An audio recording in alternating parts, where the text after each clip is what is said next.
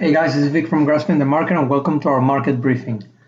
Well, today we remain inside the already established on Monday and Tuesdays weekly range. No change on the larger time frame.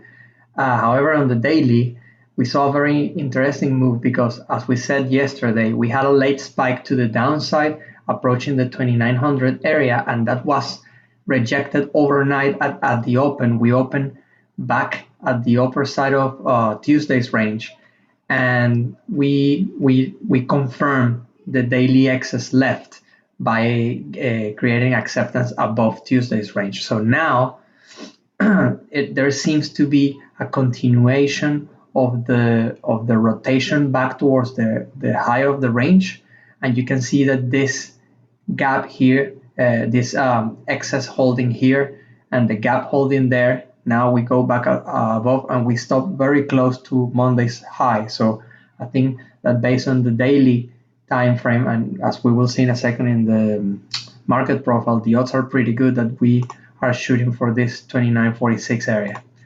Now on the market profile, the session was very narrow and very tight ahead of the FOMC minutes that were released at 1 p.m. Initial move to the upside, but it didn't find any follow through. It tried to go down, but you can see here on A, B, C, and the beginning of D, the market getting temporarily too short.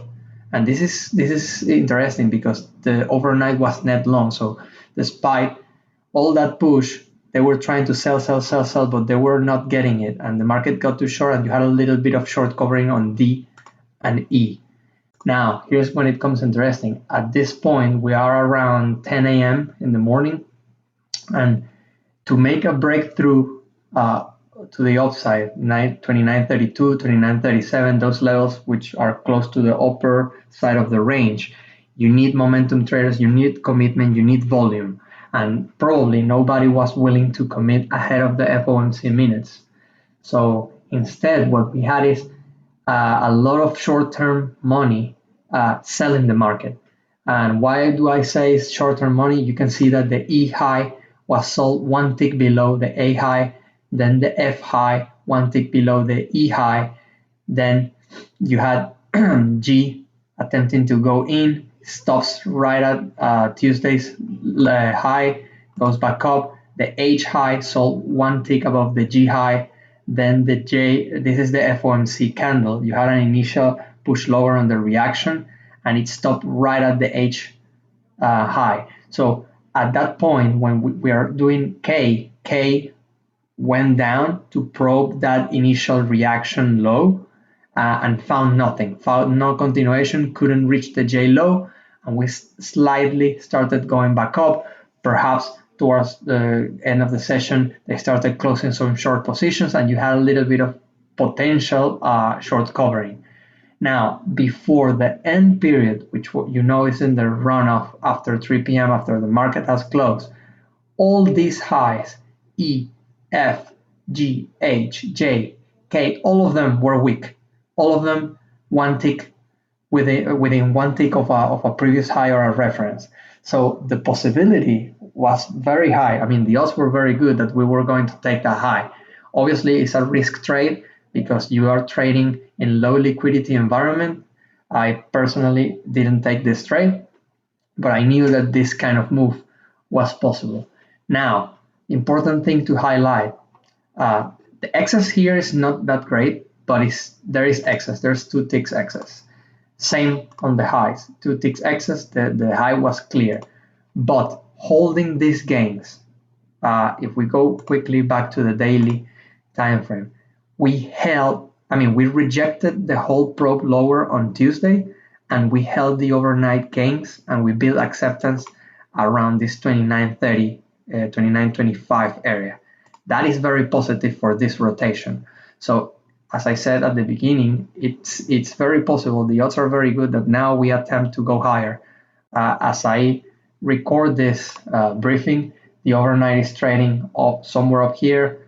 Obviously, I don't give too much attention to that so far because the overnight can change pretty quickly, especially when I'm sleeping. So I'll have another look in the morning.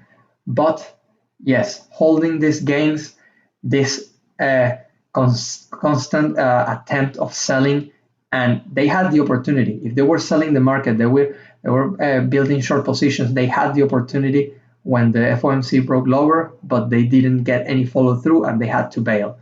This for me is a very positive development heading into tomorrow. So the focus for tomorrow, obviously, is value development relative to today's is very narrow. I would say that if you start getting acceptance below the afternoon, let's say the afternoon uh, low at the M, 2:30, which is exactly when we push back. Oh, actually, you know what the halfback is right there, and you know that halfback is a very uh, important reference. So if you start getting acceptance below today's halfback, that probably will denote change and increases the odds that the market is in short-term balancing up here.